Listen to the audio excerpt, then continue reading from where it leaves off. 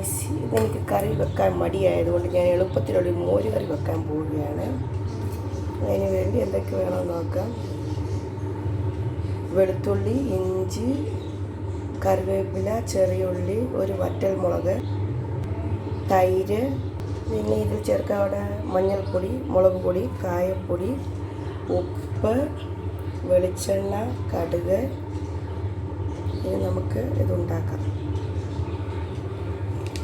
അതിലേക്ക് വെളിച്ചെണ്ണ ഒഴിച്ചു കൊടുക്കാം. ചൂടായി വരുമ്പോൾ കടുകിട്ട് കൊടുക്കാം.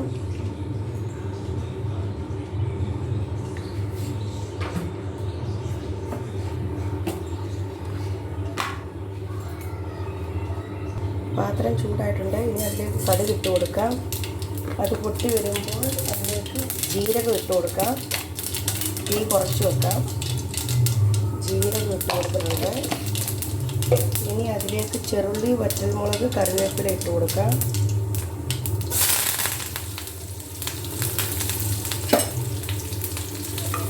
ഇളക്കി കൊടുക്കാം. ഒന്ന് മൂത്ത് വരുമ്പോഴത്തേക്കും അതിലേക്ക് ഇഞ്ചി, വെളുത്തുള്ളി ഇട്ട് കൊടുക്കാം. ഇതെല്ലാം കൂടി ചേർത്ത് നല്ലോണം ഇളക്കി നല്ലോണം മൂത്ത് കൊടുക്കാം. നല്ലോണം മൂത്ത് വന്നിട്ടുണ്ട്. ഇനി ഇതിലേക്ക് മഞ്ഞൾപ്പൊടി ഇട്ട് കൊടുക്കുക. നല്ലോണം ഇളക്കി കൊടുത്തതിന് ശേഷം അതിലേക്ക് ഒരല്പം മുളക് പൊടി ഇട്ട് കൊടുക്കാം. ഇനി ഇതിലേക്ക് നമുക്ക് തീ കുറച്ച് വെച്ചിട്ട് തൈരിനെ അങ്ങോട്ട് ഒഴിച്ചു കൊടുക്കാം. കുറച്ച് വെള്ളം കൂടി ചേർത്ത് കൊടുക്കാം.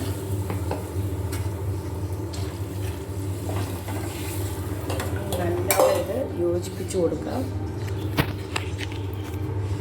നല്ലോണം ഇളക്കി യോജിപ്പിച്ച് കൊടുക്കാം. ഇനി ഇതിലേക്ക് നമുക്ക് കായപ്പൊടി ഇട്ട് കൊടുക്കാം. കായപ്പൊടി ഇട്ട് കൊടുക്കുന്നുണ്ട്. ഇനി ഇത് നല്ലോണം ചൂടാകുന്നവരെ ഇങ്ങനെ ഇളക്കി കൊടുക്കാം.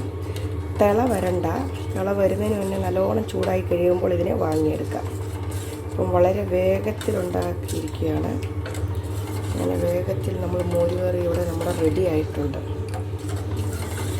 നല്ലോണം ചൂടായി വരട്ടുള്ള ഉപ്പിട്ട് കൊടുത്തിരിക്കുന്നതാണ്.